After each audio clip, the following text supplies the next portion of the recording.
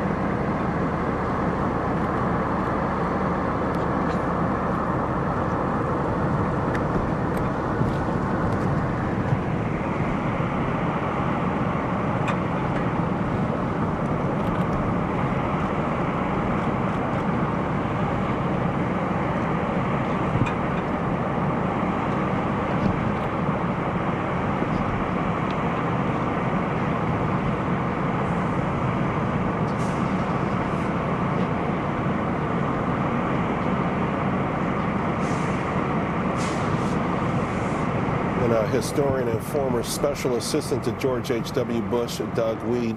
I should say just moments ago they were playing the Aggie theme song, of course, Texas A&M. Doug, we're ending the week, another wonderful spectacle here, a celebration of an extraordinary life. From your perspective as one of the most renowned historians, give us your thoughts on everything, please. I was amazed that you got Bob Dole on the phone. Kudos to your producers and to you, Charles. And as I was watching this unfold, I thought back to February 8th, 1988, when the Bushes almost lost everything. Bob Dole defeated George H.W. Bush in the Iowa caucus. In fact, Bush came in third place. He had already said he was going to drop out of politics if he didn't win. There were rumors he would become the president of the Perolator Corporation. The dreams that Jeb had of once becoming governor of Florida, Neil, governor of Colorado, George H.W. Bush, governor of Texas, all the dreams of the whole family would have been dashed in that moment. And I walked George W. Bush back to his motel room, stayed with him about 30 minutes, finally covered a pillow over his eyes and groaned and went to sleep. I went down to the bar and there was Doro, and she was just in despair. Is it over? Is it over? It looked like it was over. And the whole future of this great family and two presidents hung by a slender thread.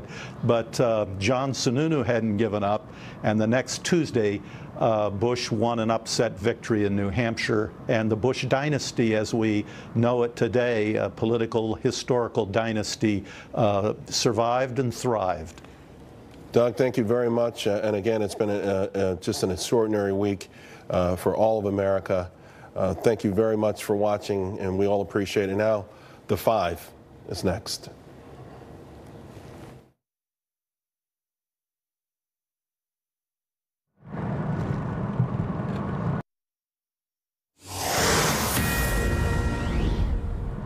This is The Five. You are now looking live at College Station, Texas, where President George H.W. Bush has arrived.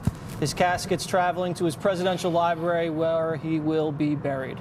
Hello, everybody. I'm Jesse Waters, along with Martha McCallum, Juan Williams, Kennedy, and Greg Gutfeld. It's 5 o'clock in New York City, and this is The Five. President George H.W. Bush's final journey home, the 41st Commander-in-Chief, to be laid to rest this hour next to his wife Barbara and his daughter Robin at the Bush Presidential Library in College Station, Texas. His casket making the final leg of the journey by train, with mourners paying their respects along the way. In honor of the president's military service, the Navy will do a 21 strike fighter aircraft flyover, and we're going to bring that to you as soon as it happens. Before his final ride through the Lone Star State, friends and family, including his close friend James Baker and grandson George P. Bush, paid tribute to 41 in an emotional and moving funeral service. The world became a better place because George Bush occupied the White House. He had a very effective way of letting me know when the discussion was over. He would look at me and he'd say, "Baker, if you're so smart, why am I president and you're not?" We rejoice, Mr. President, that you are safely tucked in now and through the ages with God's loving arms around you. Because our glory, George, was to have had you as our president and as such a friend. Undoubtedly, when the last words are written on him, they will certainly include this, that the fulfillment of a complete life cannot be achieved without service to others. George Herbert Walker Bush is the most gracious, most decent, most humble man that I will ever know, and it's the honor of a lifetime to share his name. God bless you, Gampy. Until we meet again. All right. Well, Martha, we've seen this, the ceremonies play out over the week, and any reflections that you've had? My thing that's really struck me personally is the friendships that this man has endeared over the years. He was more than a president. He was just a dear, dear friend to all the people that worked with him and worked for him. You know, John Meacham said he was the last great soldier statesman. And I think that so much of our feelings about the greatest generation are wrapped up in this president, this 41st president of the United States, who represents, I think, to so many of us, a generation that we have an understanding of in our own families. And we watch the passing of this president and all of the beautiful military components that have accompanied this, the incredible music, and it just gives you pause, and it makes you think about the life of your nation. Because whenever someone like this passes, you think about where we stand as a country and what we care about and who we are and what it means to be an American.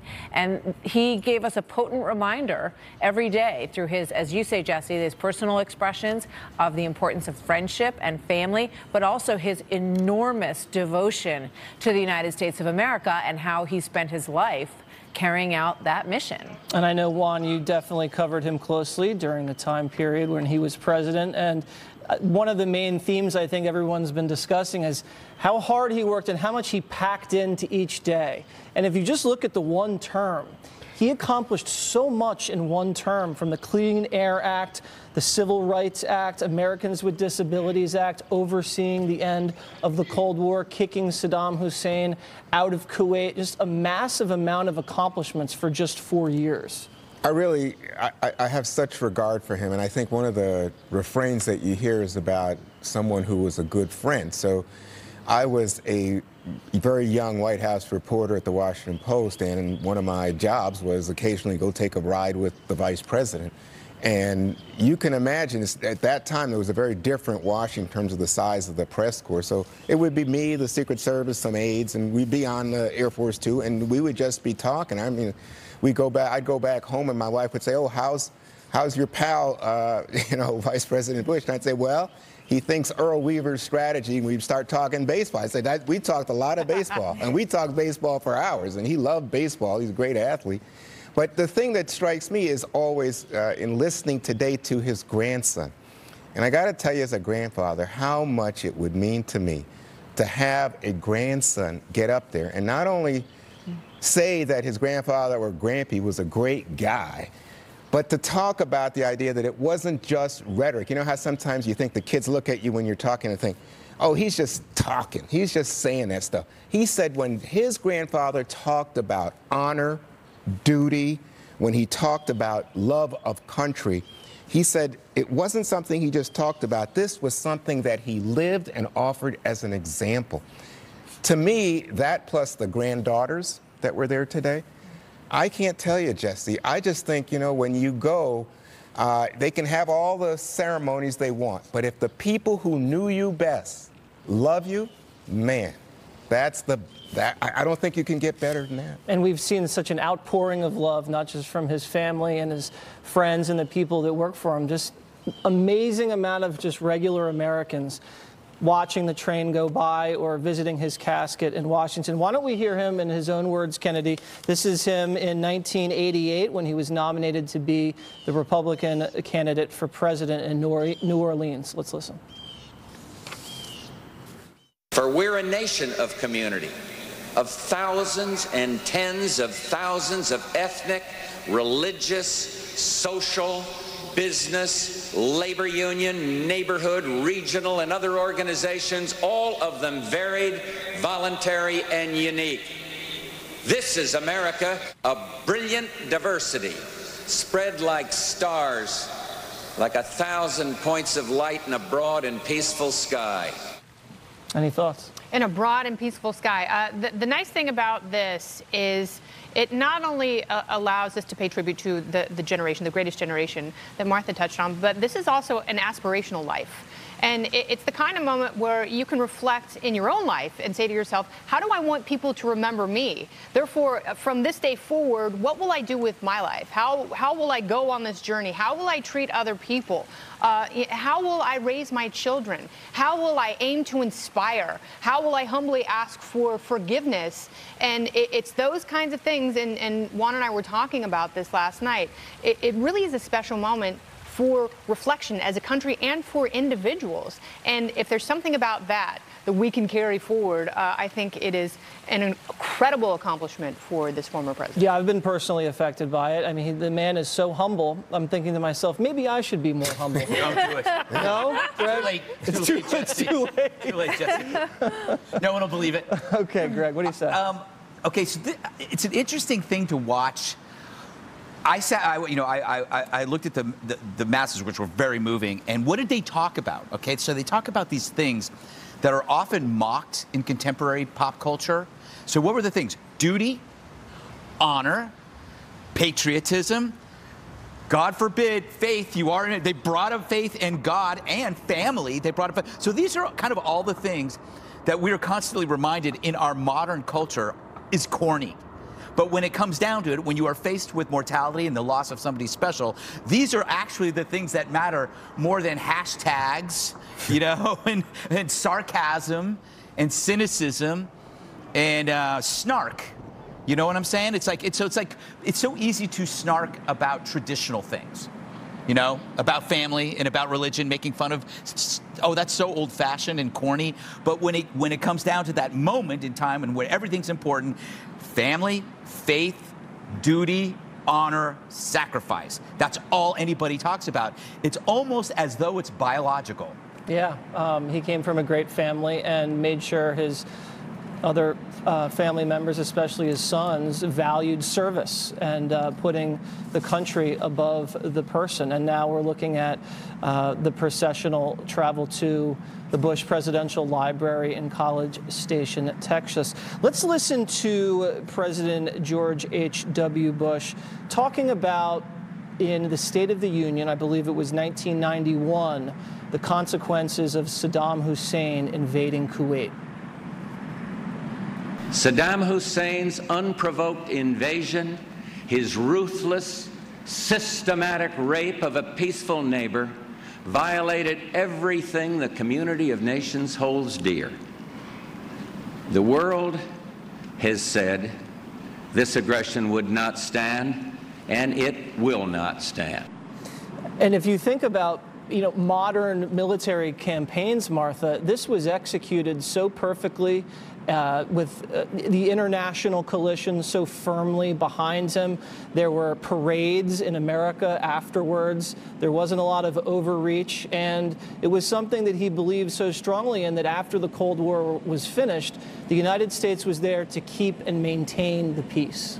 It's a great point, Jesse. And, you know, you look back on that coalition that he built, he spent his entire adult life essentially building that coalition. Yep. He was UN ambassador. He was an ambassador to China. He worked on his relationships with people in a sincere way that had a lot of depth. And, you know, we've talked a lot about the notes that he would write to everybody. That's meaningful. That's building networks, building friendships over time. And I also think that one of the great things about this man was his sincerity. He didn't appear to be working it just so that he could work it. Mm-hmm. And I think everybody understands what I mean by that. Yeah, you're talking about Jesse. Yeah. Truly a genuine people person. No, it's sincerity and authenticity. Unlike some people at the table. No, I'm talking about you, Greg. But I'll just tell you, Yes. Martha, so when my son was born, I'm going back to 88, he'd be 30 this year, I got a note from George H.W. Bush. And I wasn't covering him at the time. In fact, this was right after the campaign. He just won the presidency. Here comes a note in the mail. I go, oh, thanks. I don't know how he knew about it. I'm looking at these pictures, though, Jesse, and I'm looking at these young men. I guess they're at Texas A&M in College Park, and you can see their brown uniforms. The way they are standing in that against that gloomy sky, so still, so respectful, so much a matter of precision in honoring our fallen president. It is absolutely inspiring. It is a thrill. I mean, we saw a great show yesterday and day before in Washington. Martha was there, and we had 4,000 members of the U.S. military of the Washington Regional Command take charge of that, and it was written out, you know, the whole thing. But here we are in Texas, and I have a sense of young people, oftentimes college people or people maybe who are just in the local ROTC in College Station, participating. And I think for them, this is going to be a lifetime memory. Well, let's go to Alicia Cunha, who's there on the scene in College Station, Texas. Alicia, why don't you set the scene for us? Hi, we are awaiting the arrival here of the procession. It is just coming up right now up Barbara Bush Drive, and it will make its way in front of the George Bush Presidential Library and Museum. And per the request of the family, any moment now, I am going to stop talking because the family has requested that things remain silent at this point, which we will do now.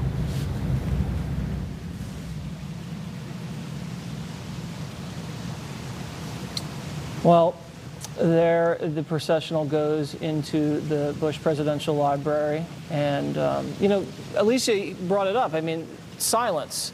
I think this country has really reflected this last week, and when you reflect, you obviously are silent and you think about a man who was so unifying and so well respected. And as Juan was mentioning, Kennedy, it really is kind of the turning of the page from one generation to the next, not just with the Bush family, but about how we see our leadership in this country. And I think people are understanding what true leadership is in America, and it's a beautiful thing. Well, it's also interesting how we see time and time again throughout the generations, throughout the elections, how the political pendulum swings. And, you know, how it must have been for George H.W. Bush, who lived this exemplary life, and then to lose a second term to someone who was such a non-traditional politician, who didn't necessarily embody the same things in the same way that he did. And the rest of his life was a reaction to that pendulum swing. And, you know, we've just seen another one, a very opposite president who was elected after President Obama. And the non-victor in that race has also taken time to reflect on a non-victory and how vastly different those reactions can be. And how, you know, if we're being completely honest, time has been very, very gracious to George H.W. Bush and his legacy and his long life, and the choices that he has made post-presidency only solidify that. You know what strikes me from what you just said, Kennedy, is the note he wrote to Clinton. Amazing. He said, "I'm rooting hard for you." In essence, I'm rooting for America. I can get over this. We don't see that kind of self-effacing statement these days in our politics. But the point that, Kennedy, you bring up is a very interesting one. This is a guy who flew 58 combat missions, helped end the Cold War, Kuwait, was ambassador, a World War II hero, was shot down and rescued. But he was treated poorly in '92 because his life put him at a certain age. For those deeds to be accomplished, he was 68. And we decided arbitrarily that 68 was the wrong number, that we were worried that that was too old. Not anymore. 68's young now. It's young. But back then, they were worried because Bill Clinton was seen as the young new Coke. He was the fresh Coke, and this guy was, old Pepsi. And it was such an injustice for what he had done in those 4 years, I think, and unfairly kind of dismissed over one single criteria, and that was the year he was born. Can I just add something to that very quickly? I don't know if you remember, but in the Orange County Register, which has, historically been a very conservative part of Southern California, the Republican committee took out an entire ad, an entire newspaper page asking the president to not take Dan Quayle again with him as his VP choice going into the 1992 campaign. And Juan and I spoke about the loyalty that Alan Simpson touched on in yesterday's eulogy, and he stayed loyal to Dan Quayle. He sure did. I believe this is Reverend Levinson from St. Martin's Episcopal, who has been, it's worth pointing out, with President Bush 41 since the moment he passed, and he was with him during his final hours, praying with him, and has taken the journey to Washington, D.C., and now back. We see things really coming full circle here, and I think there was something so romantic about watching the train as it moved its way across Texas, and that too touches kind of a touchstone in all of us. You think of Abraham Lincoln, you think of Dwight Eisenhower, presidential caravans moving across the country in this open train. You could see the casket with the flag draped over it, and it's just like a life's journey, and his own journey from Connecticut to this, the elite schools that he grew up in, and then across these small towns in Texas where people came out from all over, waving their small flags to pay tribute to this man who really adopted Texas as his home and now is going back there to be buried. And now we see the Bush family at the top of the stairs gathering. These are emotionally draining moments for families as they go through these kinds of long days of experience. But let's watch as they remove the casket from the hearse in Texas.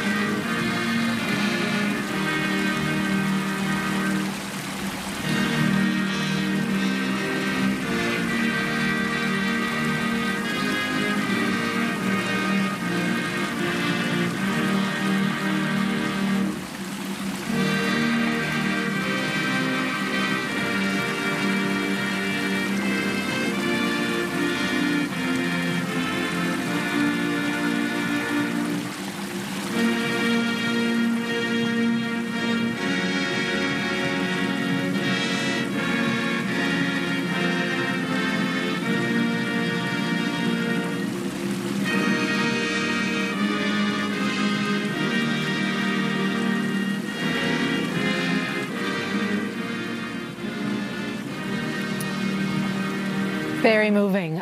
We just watched the final moments.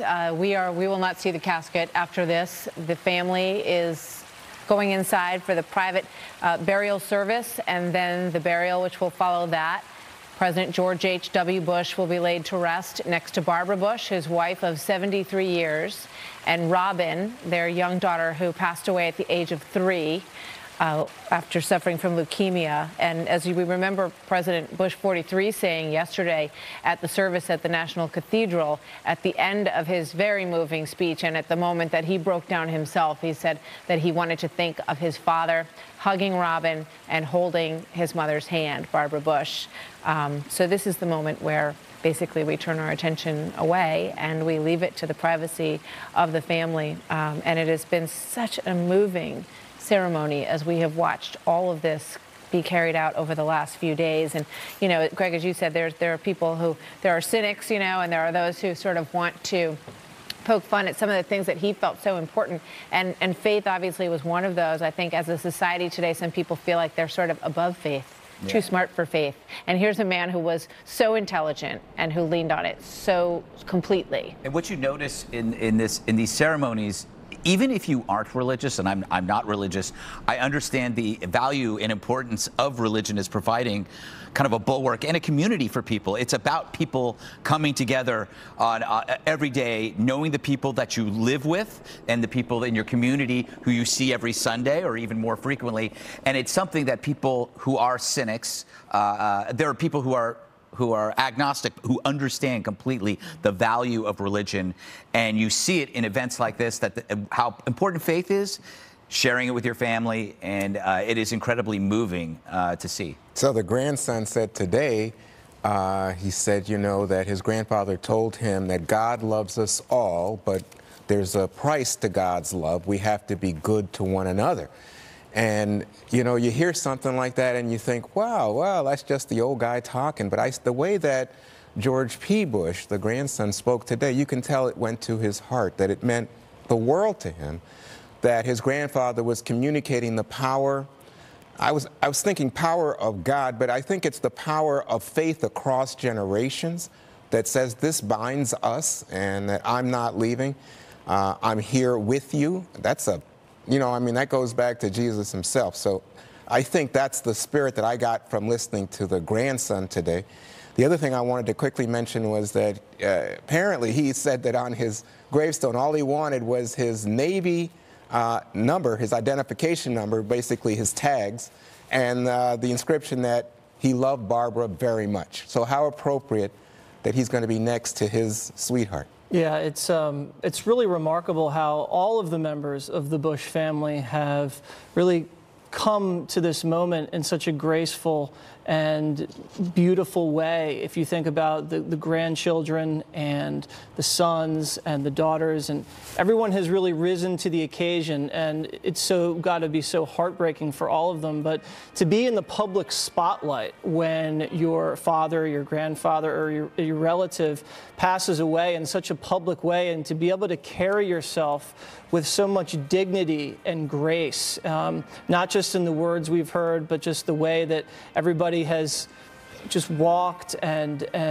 been in the moment. And the flawless execution of the ceremony has also been remarkable. If you think about how important ceremony as a subject is to this country, this is done at the highest level. A presidential funeral, and it's gone on for many, many days, and it's been so well scripted and so well executed, and it's so amazing to watch the flawless execution of a ceremony like this. The music playing, it really gives you the chills, and it makes you think, and it makes you reflect. And I think 41, from what I've heard, Kennedy had a hand in a lot of the scripting of the ceremony, and you can see it play out so perfectly. And the details, they show how important tradition is to him and to that family. But also there's a great deal of restraint and humility, and a lot of the pictures speak for themselves. And he must have anticipated how that train ride would look and the message that would send, because, you know, it's slower, it's more deliberate. You have to be in the moment, and so many people coming outside outside to greet the trains. It reminded me when President Reagan passed, and as he made his way from the funeral home to the Reagan Library in Simi Valley, how people rushed onto overpasses so they could get a final glimpse and in some way pay their respects. But it also, you know, I look at these things and I think, what can people internalize in their own lives? And if this is a good time for you to talk with your family about how you would want your send-off to be, hopefully years and years down the road. But I think we run from these things in our society, and when we really should embrace the way that we wrap up people's lives and show appreciation while people are still on this earth by making those final details. Apparently, this was 400 pages and 200 pages that President Bush had written himself. And it was something I was thinking about the whole time. It's like, you know, me planning a funeral, it's going to be about 1 page, and it's just going to be like, don't drop the ashes, party hard. You're not having no flyover for the gut film? No flyover, unless it's a little drone that's dropping like airline bottles of rum. But yeah, no, they must have high-end funeral planners, I would imagine, I mean, because this is pretty intense. So what do you think if you were a former president, Greg, and yesterday you're sitting there in the National Cathedral in D.C. and you're thinking, I think they're going to do this for me. Wow. I also think that he probably planned it to a certain extent, you know, for his own personal journey, right. You know, thinking, how do I want to leave this earth? Yeah. I want to, you know, I want to be sent to Washington, obviously, and have all of the state funeral, lie in state, and then go back to Texas. And he talked about loving train trips, and right. that when he left to go to the war at the age of 18, he said, I went on a train. And then, you know, by the grace of God, he survived and was pulled out of the water in I think, one of the most extraordinary pieces of historic video right. we have access to. I'm still amazed that someone was there recording that as he was pulled out of the water. And he said, and then when I finally got to go home, I went home on a train. And that his family would often, for trips, like so many families back then, get on a train and travel. And just the beauty of watching America roll by the windows as you travel is just a peaceful, beautiful way to say goodbye to the country. And, you know, I also thought, I don't know if you guys have mentioned this yet, but John Meacham, he was asked by President Bush, who we were talking about the fact that he planned so much of this. Meacham went over and read the eulogy to the president. Wow. He read the whole thing to him because he had asked John Meacham to write it, and he went over there a short while ago, and he read it all to him, and at the end, he said, that's a lot about me, John. And, which is typical of him. Which is typical that's the guy. Of him. That's who but he it is interesting to know when you talk about planning your own funeral and right. planning funerals that he wanted to hear what was going to be said. Yeah. You know what? I was thinking about the train ride, which I think it's a real take you back to another era in America. The most famous train ride in terms of funerals is Franklin Delano Roosevelt, our longest serving president. And he makes this trip from down south where he died all the way up to Hyde Park here in New York State. And that was literally lined with people almost all the way, and people showing tremendous emotion for who he was. Abraham Lincoln's was pretty good too. I missed that one. That was a pretty amazing ride as well. I think RFK as well. He wasn't the president, but he was campaigning for president. Right. After he was assassinated, his body was also taken by train, I think, to New York City. And I believe in the '88 campaign, George H.W. Bush went to a few campaign stops via train. Right, and then in '92, he made a point of doing campaigning by train because he liked it so much. And you know, you can do what they call the whistle stop tour, where you stop and you're at the back and stuff. But he would get off and people would just run to him. Used to be the only way that candidates could be seen in those small towns, right. to go through on the train and make a whistle stop and be seen. And that 21 aircraft flyover was just an awesome, really powerful moment. So as we head to a quick break here, we're going to have more of the 5 coming up right after this as we watch the military movements on the grounds of College Park, Texas A&M, as the private ceremony for President George Herbert Walker Bush, family and close friends only, is underway. We'll be right back.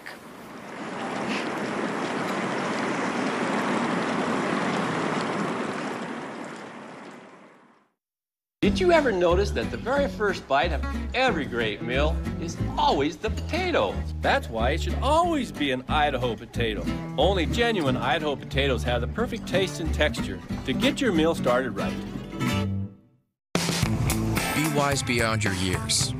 Be young at heart. Do the little things. They're kind of a big deal. Get back to your natural hair color while staying true to your roots. Just for men. Be the better man you are and look the part.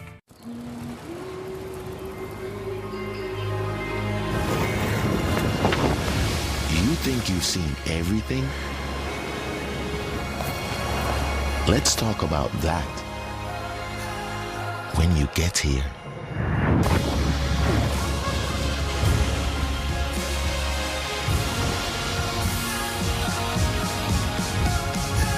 The United States Virgin Islands.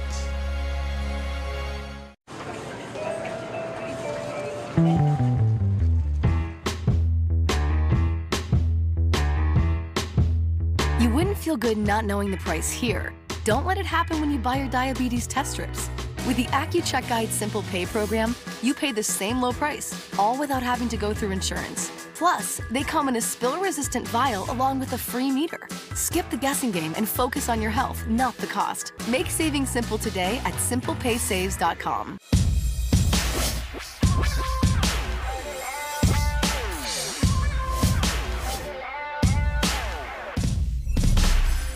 Every child deserves to succeed, and every family deserves to see it happen. That's why VSP offers individual vision plans, coverage you can buy on your own for you and your family when it's not available through an employer. VSP gives you affordable access to trusted eye doctors in your area, as well as a wide variety of eyewear at the lowest out-of-pocket costs. For the best care at the best price, visit VSPdirect.com to see better for life for less. Thank you, VSP. For those who peer into rock pools and gaze up at starry skies and seek out places with strange names and curious histories and quietly ponder the vastness before them, asking why, where, and how. This is Curiosity Stream, where you can stream incredible documentaries from the world's best filmmakers, on demand and on any device anywhere in the world. Exclusive programs updated weekly that explore the big questions in science, technology, history, and nature that reward your curiosity and feed your brilliant, inquisitive mind. Monthly subscriptions start at just $2.99 a month. Long live the curious. Start your free trial today at curiositystream.com.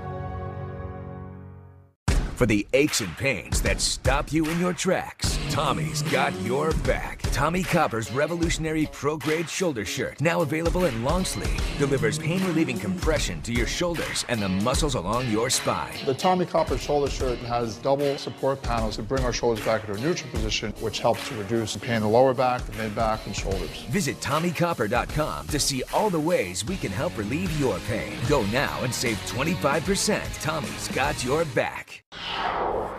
The president launching a new attack on the special counsel's probe. The president hammering what he calls the phony Russia witch hunt and claiming his approval rating would be 75% without it. Mueller is set to release court documents tomorrow in the Michael Cohen and Paul Manafort cases. They could provide new information on where the investigation is headed. Kennedy, do you have any idea about what the president's talking about when he says his ratings could be 75? I think he called it presidential harassment. I think given all of the negativity perceived and real from the press and from his political opponents, and oftentimes that resistance is fueled and justified by the Mueller probe. And he feels that, you know, if that variable were taken out of the equation, that he has had so many major economic and political victories, that he would be the most popular president ever in the history of this great union. Why are you laughing? I thought you liked the guy. What are you laughing No, at? I do like the guy. I do. I will say, I mean, Fox Nation poll has him at 75%. Maybe that's an outlier. Is that an outlier, Williams? Maybe. I think it's accurate, Jesse. I think it could be accurate. I trust the poll. I would say this. I do believe that the Mueller probe is taking a toll on the president's numbers, because if you're just the average American, you're not following it day to day like we are, you're just kind of, when you dial in, you're kind of, you hear things. Oh, this guy's getting indicted. The special counsel's doing this. Is this person going to jail? And after 2 years, that really kind of melts into your brain, and you get this feeling like, is there corruption going on? Why is this cloud of corruption, floating over this presidency? The other thing is, when you hear the media constantly is salivating over impeachment, or they see a redaction and they're predicting the redaction is President Donald Trump and he's about to be led away in handcuffs. So that also takes a toll, but also could work in the president's favor, because if the Mueller probe comes back and the Mueller probe does not show definitive conclusion, after 2 years, the president's going to say, I was right. I told you it's fake news. This is a witch hunt from the jump. And his credibility will go up and the media's credibility will go down. In my opinion, the whole witch hunt thing was rigged from the jump as an excuse for Hillary losing the election. If you think about all the spies and all the wiretaps and the unmasking and the leaking, this was all done to take out the president of the United States as an insurance policy to protect the country against his presidency. Someone should write a book about the deep state. Honestly, there's so much dirt out there. It's a great title for a book, Jesse. Have you ever heard that phrase before? Never. I think you coined it just now. I'm so impressed by that. I should write a book about this. You could. I sit here and listen. I think, wow. Martha, so there's a report that says that the president's considering Bill Barr, the former Attorney General, to become Attorney General now, to replace Mark Whitaker. Of course, that would take Senate confirmation. It could take a long time, so it's not imminent. But the idea is he's looking for someone with more credentials, and someone, by the way, who has some connections to George H.W. Yeah, he was chosen by George H.W. Bush as his Attorney General and served for, I think, 3 years under President Bush 41. He is perhaps, that has lifted the appeal of his candidacy a little bit. But in typical White House fashion, it was like, he's definitely the guy. He might not be the guy. We're not sure. There's going to be an announcement. There might be an announcement. But, clearly he's in the mix and someone they're interested in. I talked to a couple of folks today in the judicial realm who felt that he's a very strong candidate, that he is, has an excellent reputation, and that he would be a good pick for this job. We're going to talk about it a little bit tonight on the story, actually, which is coming up at 7 o'clock. But, we'll see. We'll see. So, Greg, I was thinking about your ratings. Oh, because I was thinking, if it wasn't for me harassing you every day, what would Greg's ratings be? They'd be much lower, and I thank you for that. It's so true. It's so true. You have made me into some kind of martyr. I don't think obviously, he's not wrong about this. It's just whether it would be 75. It would definitely be higher, but it's impossible to prove. But the goal of the probe is to kind of handicap him. Can I ask you a question? Sure.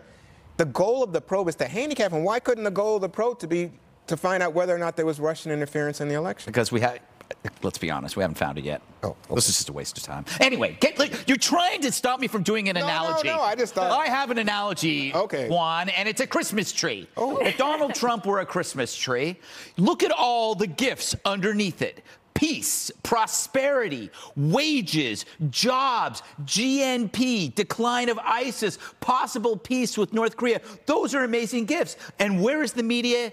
They're that loser that's picketing the nativity scene down by the church. That's an analogy. By the way, was it a dark red Christmas tree? Oh, by the way, more fake news. If you saw the video of the White House, there were like dozens of different kinds of Christmas trees. Beautiful.